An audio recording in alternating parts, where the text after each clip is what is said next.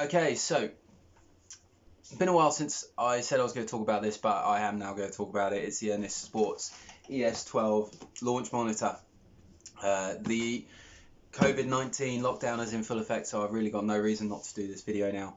And I wanted to basically talk about it because I haven't seen anybody else talking about it other than the production videos produced by the manufacturer themselves on how to use it, which I investigated and used myself because I'm initially setting it up, and I've written down a few things, and I feel that for the average user like myself or many other people out there, it's going to be quite useful for. So I'll just open up with what Ernest Sports actually say on their box about it, because this is actually what they're saying.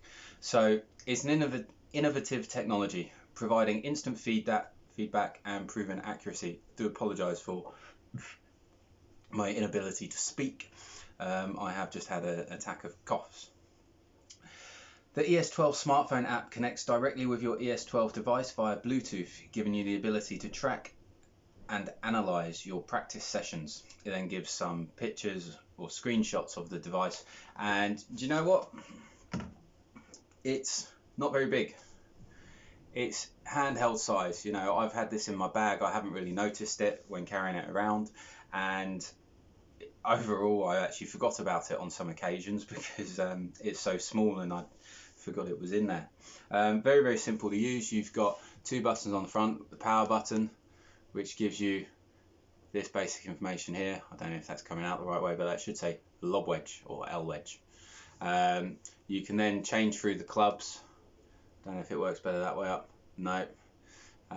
Change through the clubs, pitching wedge, 9 iron, 8 iron. They're coming through backwards on my phone, but hey.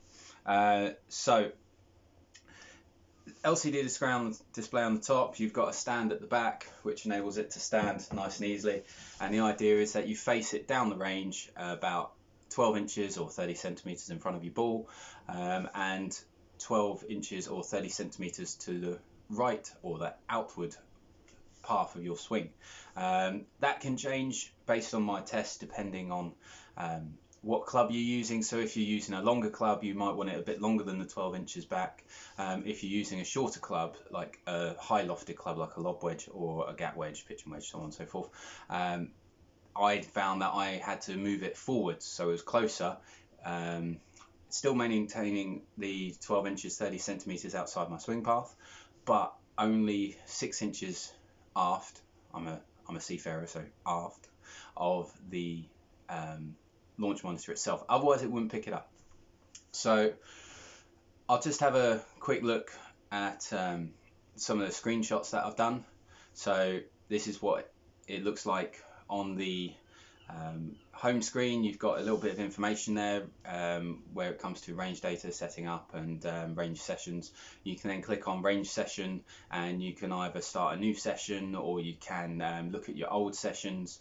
And when you look at your old sessions, you can actually compare your club gapping. You can look at an individual club, you can look at an individual session on that day, that week, and then it's really quite a good, simple, although a little bit rudimentary system that's there. I'll just do a quick screen video so you can see what it's like when I scroll through, and you can see some of the shot differences and things like that I've got on there. Okay, so this is my range session down at Bognor Golf Club. I did a test of a few clubs, and you can see from it, did 10 shots with my 9 iron, or 11 shots with my 9 iron, and then I did my 7 iron, and then I tried out a 2 iron, and then what I did was I went to a 9 iron and a lob wedge, but I hit 4 shots with my 9 iron off of the grass, and what you can see is my 9 iron at the top. We're talking 113, 109, 107. You know, pretty consistent ball speed. A couple a bit high, but you know, somewhere around 108 miles an hour, and distance around 145 at the start, around 145 yards with my 9 iron. But if I go down to the bottom where I did some testing with my 9 iron off of the grass, you can see ball speed way down, distances way down, and that's just because it wasn't picking it up. It was picking up divots only. I then moved on to hit some lob wedges off the mat, and you can see ball speed extremely consistent, distances extremely consistent. Obviously some variation, and I then changed my grip and gripped down the club a bit, and my distances and ball speed went down. And one of the things with this app, you can press and hold, you can delete an item, you can email the range session if you wish to somebody, and you can obviously delete the session. But this gives you an idea of what you can sort of get information wise. One of the things I didn't talk about is that you can also set this up if you're using your phone to take videos of your swings, and you can compare the swings as well.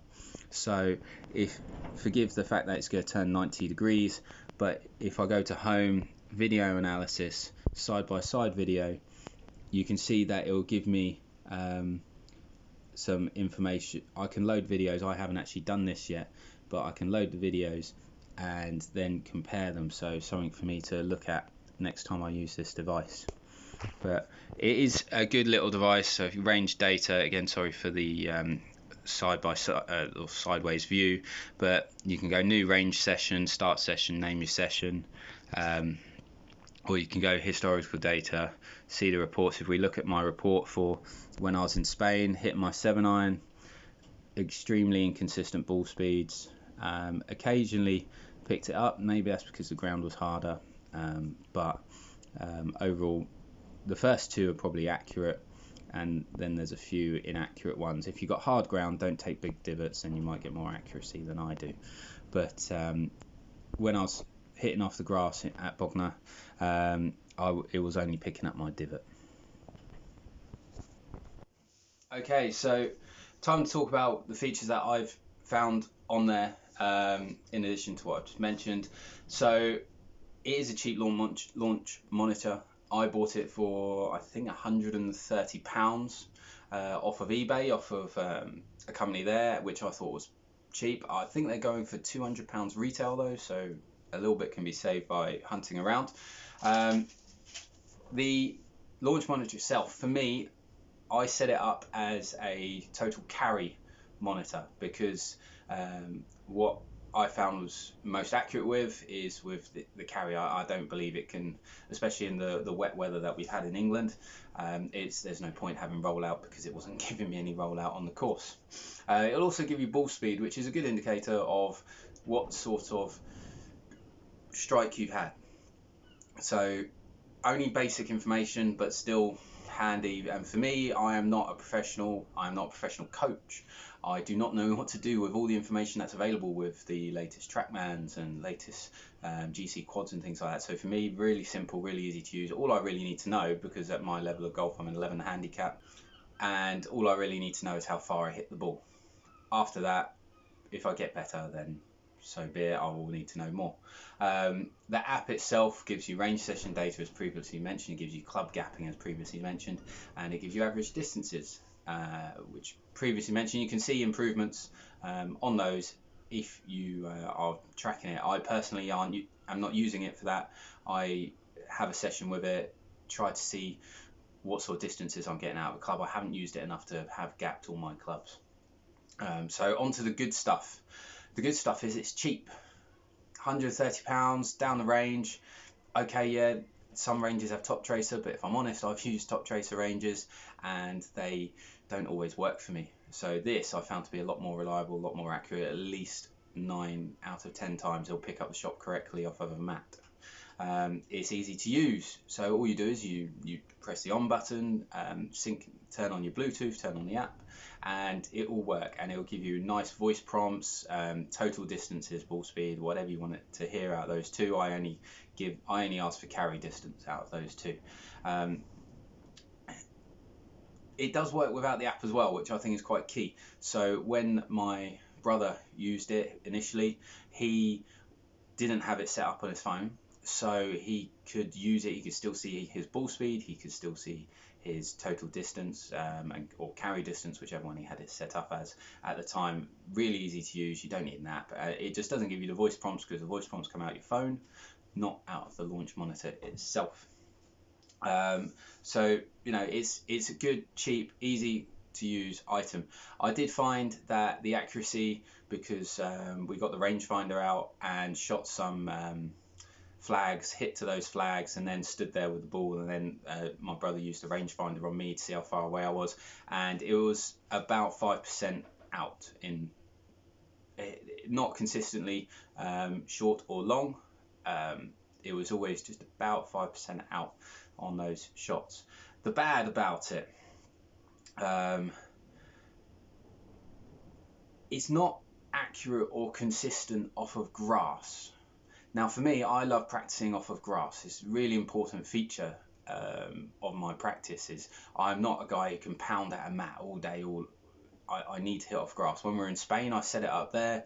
Hitting off of grass there was brilliant. It was lovely firm ground. I got some great strikes. The only problem was it kept picking up my divot.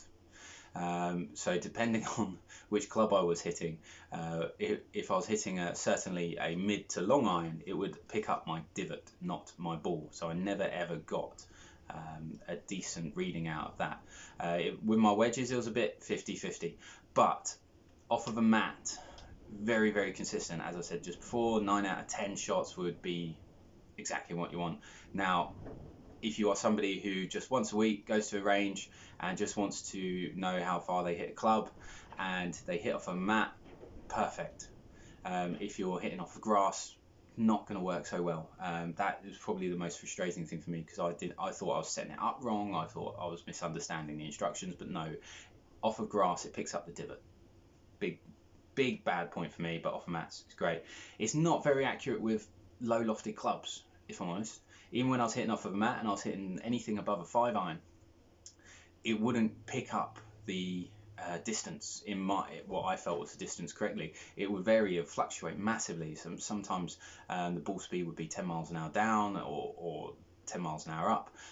It just wasn't very good. Anything up to a 5 iron, so lob wedge, gap wedge, pitching wedge, 9 iron, 8 iron, 7 iron, 6 iron, 5 iron, really good, really accurate with.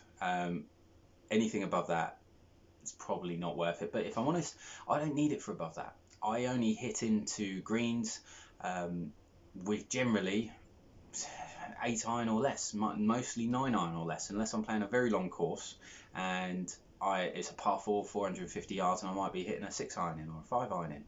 But or if I'm trying to reach a par 5 in 2, then I might be hitting a long iron in.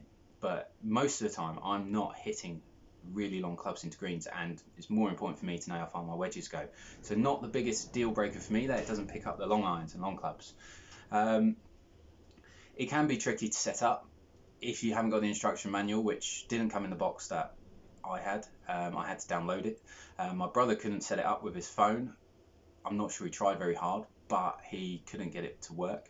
And it's obviously the placement of it, so you've got to have it in the right place to pick up the shot. So you've got to have it that 12 inches 30 centimeters in front of the ball and 12 inches 13 centimeters outward of the ball. So that needs to be done as well. So it's a little bit tricky to set up, and if I'm honest, it doesn't have a lot of data available to it. Ball speed and carry or total distance, but what are you going to get for £130? You know, it's not a lot of data, but it's not a lot of money either. That could be a negative for some people, but for me, I just need to know how far things go. I can see in my ball flight whether I hook it, whether I slice it, whether it's a draw, whether it's a fade, whether I hit it low, whether I hit it high. I don't need that information, because I can manipulate the ball to an extent that I'm happy with, and I know that if I hit a slice, I know what has gone wrong in my swing, and it's not the biggest deal breaker for me because it is cheap. If I wanted to know all that information, I would have jumped up to the next one up, the ES14 I think it is, and that gives you a little bit more information. But that's basically it though. So the ES12 Launch monitor for me is a great little device. It's hand size or phone size, fits in my bag easily, easy to use. For me now it's set up, and it gives me the information that I want, which is I just need to know how far I hit the ball. I can tell whether it comes out the toe or not, so I know the ball speed's going to be down, but at least I know how far my bad ones go, and I know how far my good ones go, and I can build my roundabout around that. So that's the most important thing for me. I do hope that this is useful for anybody out there who is looking at buying a small range monitor, because I really like this device. I was thinking about selling it myself on eBay, but for my practice sessions on a range or in a net on a mat, it makes things a little bit more interesting. I can really try and gap my clubs properly. Thank you very much.